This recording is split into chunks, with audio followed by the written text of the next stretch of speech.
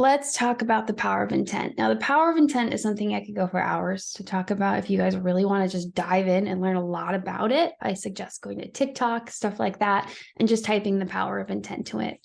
But the power of our intention, and the reason that intention is so important and the key to something sometimes, is the fact that it sets the vibrational frequency of what you're doing. If I told you that all of the answers to regulating yourself, all of your answers to growing a healthy relationship with your body lied within this course material, this toolbox, are you going to listen? Are you going to be more intent to listen? Are you going to sit down with a notepad and really pull the things that you can out of this course?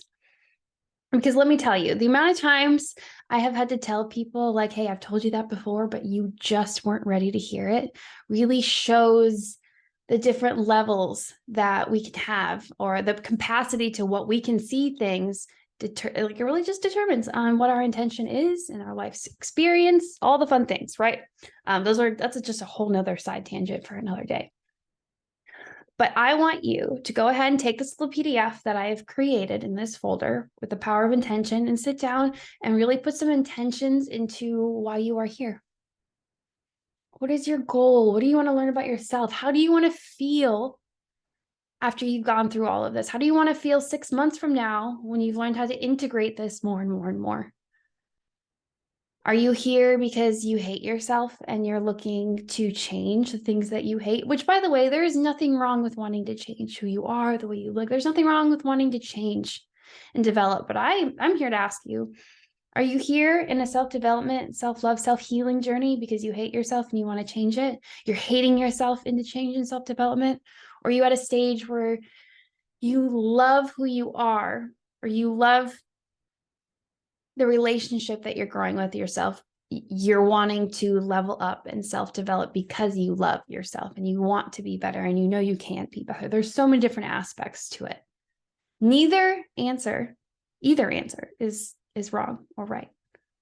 It's just a perspective shift. Go ahead and look in yourself. What's the intent behind why you are here?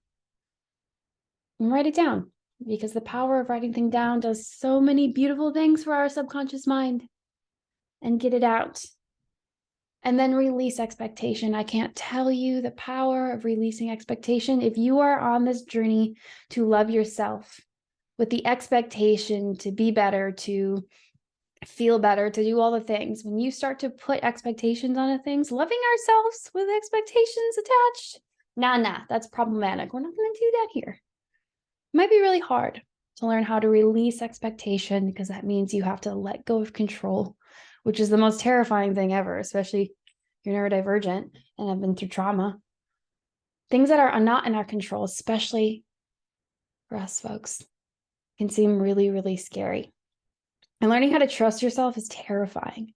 So what we're going to do through all of this is we're going to learn how to listen to ourselves, because we've been ignoring ourselves for a hot minute. Probably for most of us, most of our entire life. You ever forget to go to the bathroom? You forget to eat? You realize, oh my gosh, my heart's been pounding really bad, not because of anxiety, but because my breath, I've been holding my breath for minutes, so it feels like. Or the fact that your stomach hurts and you realize you haven't peed in 3 hours.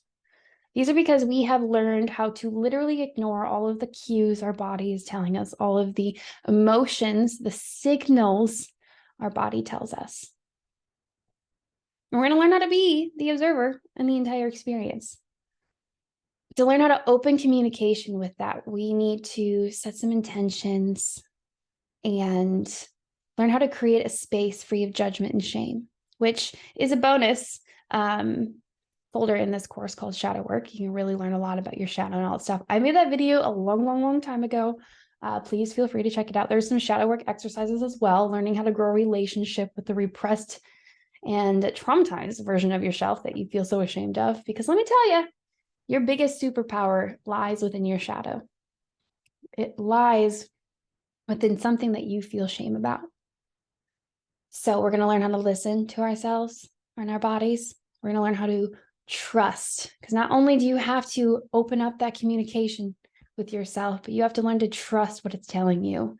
If you have a gut feeling, if you feel like you need to speak something, speak your truth about something, learning how to trust it, because not only have we gaslit ourselves forever, We've also second guessed ourselves for many reasons.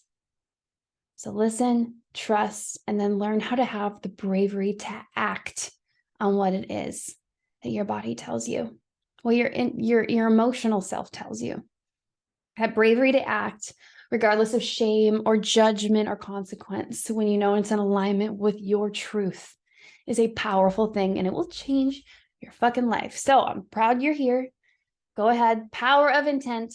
Let's go ahead and write those things out and get started. Again, I'm so freaking proud of you for being here, and I appreciate you.